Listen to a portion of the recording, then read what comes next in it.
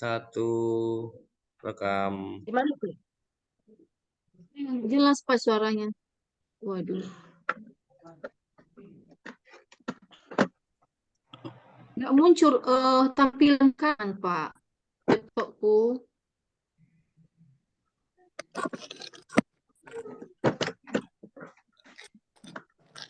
Oh, udah.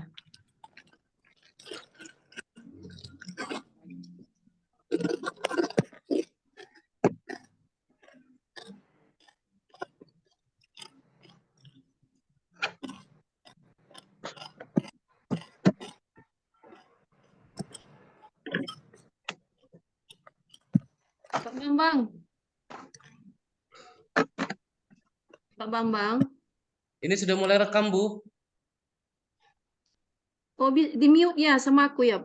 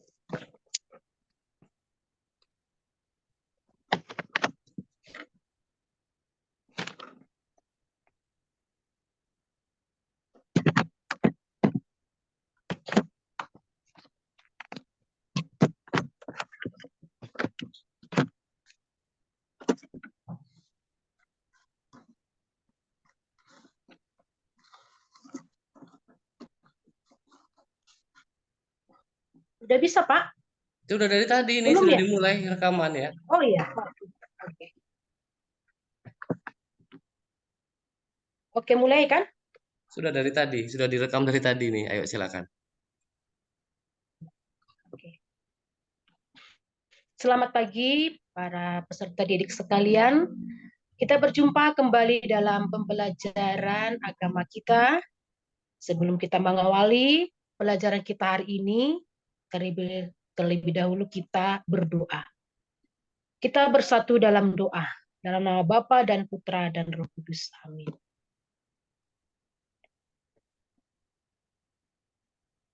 Materi kita pada hari ini adalah berjudul Aku Pribadi yang Unik.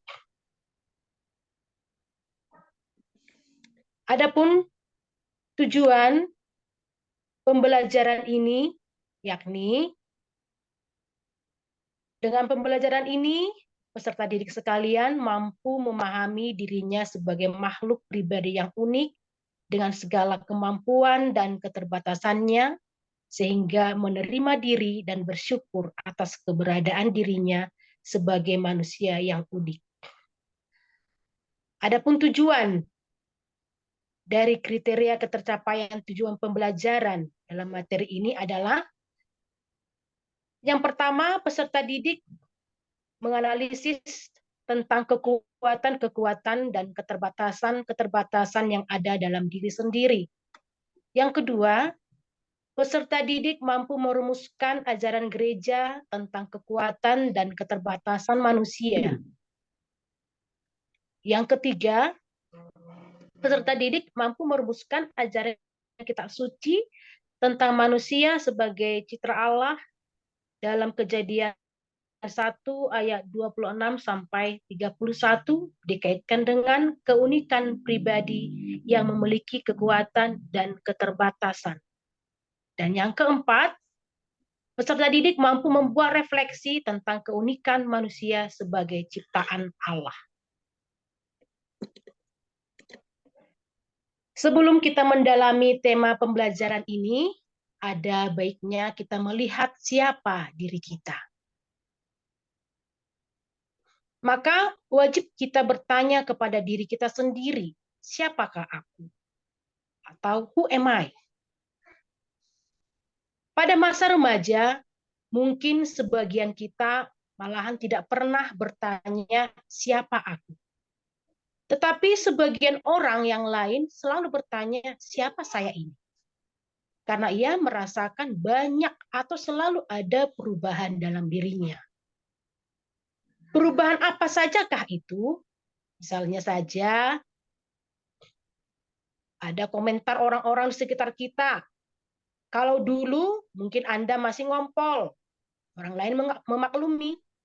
Tetapi kalau sekarang Anda masih ngompol, orang lain akan berkata, sudah besar kok masih ngompol ya? Selain itu, perubahan fisik. Misalnya, yang laki-laki suaranya mulai membesar, mulai tumbuh kumis, ada jakun di leher. Yang perempuan, mulai datang bulan, dada mulai membesar, dan masih ada perubahan-perubahan yang lain. Perubahan yang lain berikutnya, mungkin Anda mulai tertarik pada lawan jenis. Mulai suka dandan, memakai parfum, dan lain-lain. Nah, perubahan-perubahan dalam diri seseorang, baik lingkungan yang dihadapinya, sikap orang lain terhadap dirinya, maupun perubahan fisik dan psikis yang terjadi pada dirinya, itulah yang mendorong seseorang untuk menemukan jawaban atas pertanyaan who am I? Atau siapakah aku? Maka penting bagi setiap pribadi untuk menemukan jawaban yang paling mendasar tersebut agar seseorang yakin akan dirinya sendiri. Bagi seseorang yang gagal menemukan jawaban, maka dapat berdampak pada sikap dan perilaku yang negatif.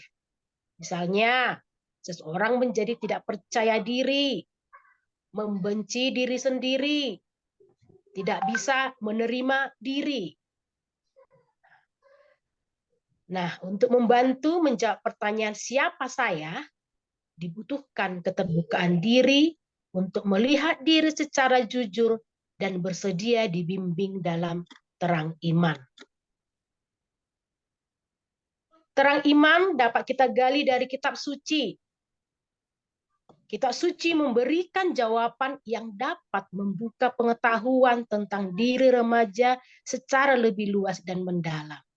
Antara lain, bahwa kita ini adalah pribadi yang unik, dan keunikan itu dikehendaki oleh Allah. Berikutnya, bahwa sebagai pribadi yang unik, Allah itu menganugerahi martabat yang luhur, yakni diciptakan sebagai citra Allah yang baik adanya. Kemudian, bahwa dalam keunikan yang ada dalam diri, kita diajak untuk sadar akan panggilan kita sebagai citra Allah, yakni sebagai pancaran dan perwujudan bagi sesama kita.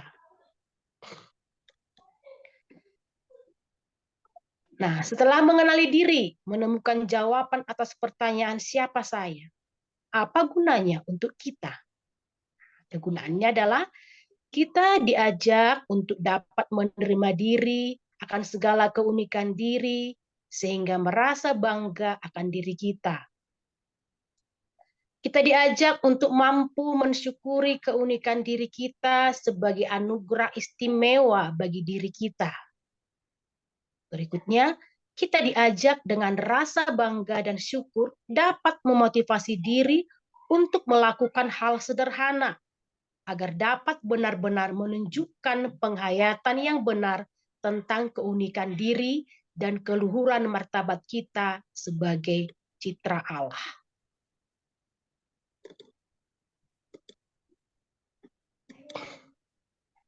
Nah, peserta didikku sekalian, untuk semakin mengenali diri atas segala pemberian Tuhan, marilah kita hening sejenak. Silahkan duduk dengan posisi yang nyaman dan rileks. Letakkan kedua tangan Anda di paha Anda. Aturlah pernapasan Anda. Tarik nafas, tahan, dan hembuskan. Perlahan tutuplah mata Anda. Atur pernapasan Anda, tarik nafas, tahan, dan hembuskan. Sekarang bayangkan di hadapan Anda hadir Tuhan Yesus dengan pakaian yang berkilauan. Tuhan Yesus hadir di depan Anda. Bayangkan Tuhan Yesus memberikan kado kepadamu. Bayangkan kado itu begitu besar. Bayangkan juga kado itu terdiri atas 4 lapis. Lapisan pertama berwarna merah, berisi tentang hal-hal fisik yang telah diberikan Tuhan kepadamu sejak lahir. Rambutmu yang lurus, keriting, hidung yang mancung atau pesek, wajah cantik, tampan, dan sebagainya. Lapisan kedua berwarna kuning, berisi semua sifat baik yang kamu miliki sampai saat ini. Kamu yang ramah, bersahaja, bertanggung jawab, jujur, sopan, dan sifat-sifat baik lainnya. Lapisan yang ketiga berwarna putih, berisi semua bakat dan kemampuan istimewa yang kamu miliki. Kamu yang bisa bernyanyi, bisa melukis, bermain bola, memainkan alat musik seperti gitar, organ, kendang, piano, dan bakat-bakatmu yang lain. Lapisan keempat yang berwarna biru, berisi pengalaman-pengalaman yang menggembirakan yang dialami selama hidup, baik di sekolah, di rumah, atau di tengah masyarakat. Kamu yang diajak orang tuamu ke tempat rekreasi, berkunjung ke tempat nenek dan kakekmu, diberi hadiah, mendapat juara, dan pengalaman menggembirakan lainnya.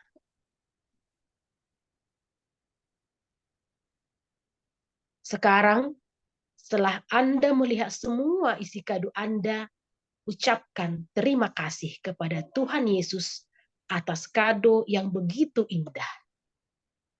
Terima kasih Tuhan. Sekarang perlahan-lahan bukalah matamu, sadarilah bahwa Anda sedang duduk dengan rileks di tempatmu masing-masing.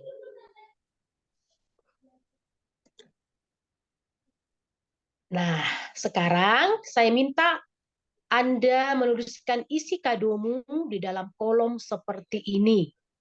Tulis dalam bukumu, ambil waktu yang cukup untuk mengingat kembali isi kadomu.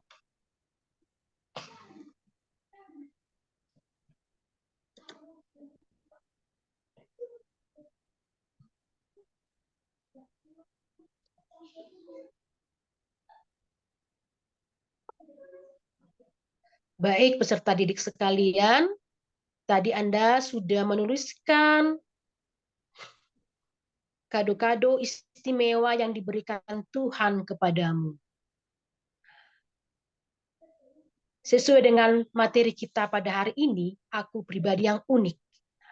Kenapa disebut unik? Kenapa manusia itu disebut unik? Apa arti dari unik itu? Disebut unik karena tak ada satu orang pun yang mempunyai kesamaan dengan orang lain. Bahkan manusia kembar sekalipun selalu mempunyai perbedaan. Keunikan itu dapat diamati dari hal-hal fisik, psikis, bakat, ataupun kemampuan, serta pengalaman-pengalaman yang dimilikinya. Keunikan diri itu merupakan anugerah yang menjadikan diri seseorang berbeda dan dapat dikenal dan diperlakukan secara khusus pula. Nah, bagaimana orang menghadapi keunikan diri? Ada beberapa sikap dalam menghadapi keunikan diri. Ada orang yang bersikap positif, akan menerima keunikan itu sebagai anugerah. Sikap positif ini membuat seseorang, pertama, merasa bangga bahwa dirinya berbeda. Yang kedua, ia senantiasa bersyukur bahwa apapun yang ada pada dirinya itu merupakan pemberian Tuhan yang baik adanya. Sikap yang ketiga, ia tidak akan minder. Berikutnya, ia tidak akan berniat menjadi sama seperti orang lain. Kemudian, ia tidak akan menganggap dirinya tidak berharga. Dan ia tidak akan melakukan tindakan yang melawan kehendak Tuhan akibat ketidakpuasan terhadap dirinya. Hidupnya akan tenang dan mampu bergaul dengan siapa saja. Nah, di samping itu ada juga orang yang menghadapi keunikan dirinya secara negatif, yang kurang menerima keunikan diri. Nah, sikap negatif ini membuat seseorang menjadi ia merasa tidak puas. Ia dapat menolak diri sendiri. Dan ia bisa melakukan tindakan apapun demi menutupi dirinya. Misalnya dengan operasi plastik. Seperti tren yang terjadi di Korea Selatan. Seperti itu.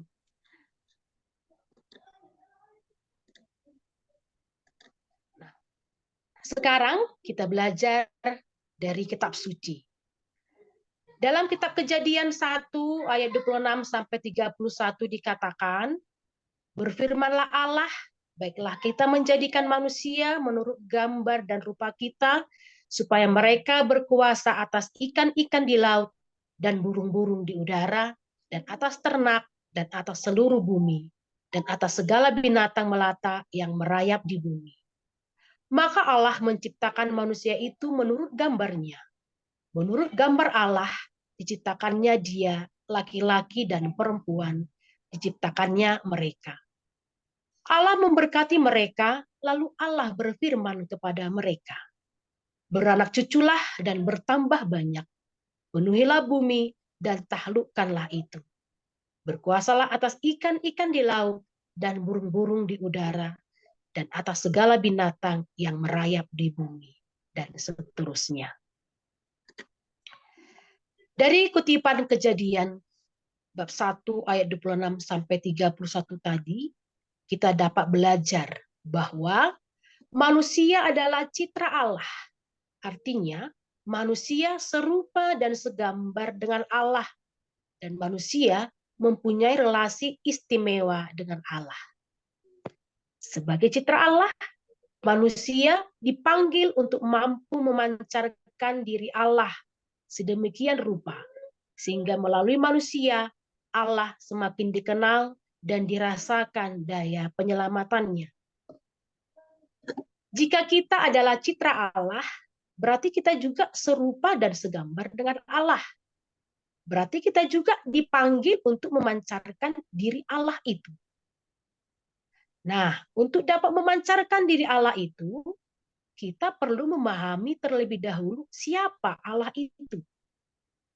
Jika Allah itu baik, maka kita juga harus bisa memancarkan kebaikan Allah dengan berbuat baik kepada sesama. Jika Allah itu sabar, maka kita juga harus bisa bersikap sabar terhadap sesama. Dengan demikian, kita turut memancarkan diri Allah. Sekarang, saya minta Anda untuk dapat menuliskan sebagai citra Allah yang unik, perbuatan apa saja yang dapat dilakukan untuk dapat memancarkan diri Allah. Ambillah waktu secukupnya untuk menuliskan contoh tindakan yang dapat memancarkan diri Allah. Setelah selesai nanti masing-masing akan membacakannya di depan kelas.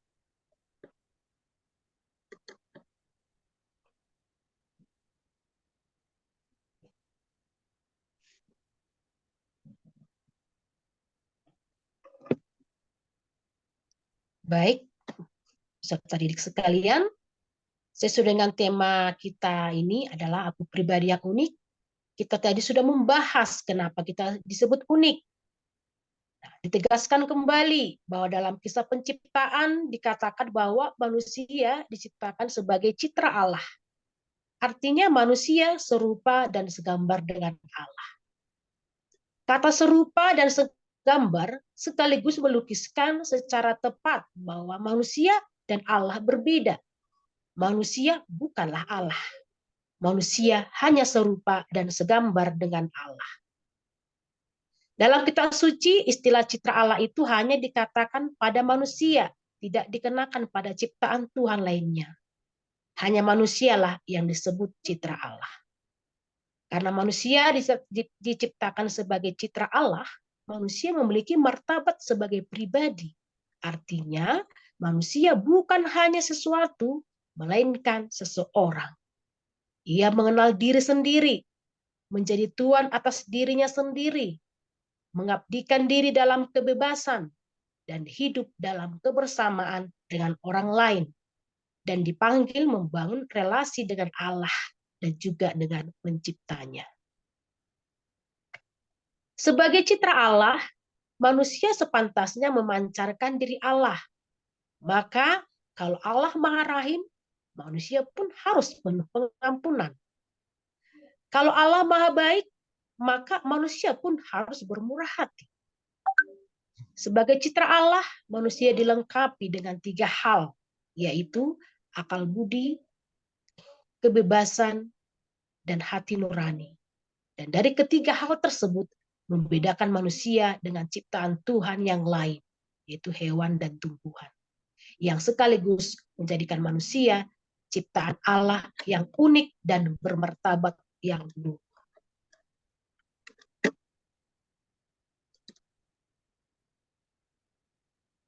Demikian pembelajaran kita hari ini. Untuk mengakhiri pembelajaran kita, kita menutup dengan tanda salib. Dalam nama Bapa dan Putra dan Roh Kudus. Amin. Terima kasih. Baik, terima kasih Bu Rinta. Dilanjutkan untuk komentar atas spirit teaching-nya Bu Rinta. Apa Bu ya, Bu Francisca ya. Saya Pak. Iya, monggo. Oke. Sebelumnya propisiat Bu Rinta atas teaching-nya karena sudah membawakan dengan baik. Saya tidak mau memberikan komentar terlalu banyak. Jadi tidak dalam dan membawakan materi pribadi yang unik ini. Dan masukan sedikit dari saya, mungkin bisa menambahkan media itu Bu, ditambahkan video, dan juga isinya ini memang sudah sangat sudah baik menurut saya. Terus prosesnya juga, namun hanya perlu memperhatikan waktu, selebihnya itu sudah baik. Terima kasih. Terima kasih, Bu. Oke, terima kasih Bu Rinta, Bu Francisca. Saya akan stop ya.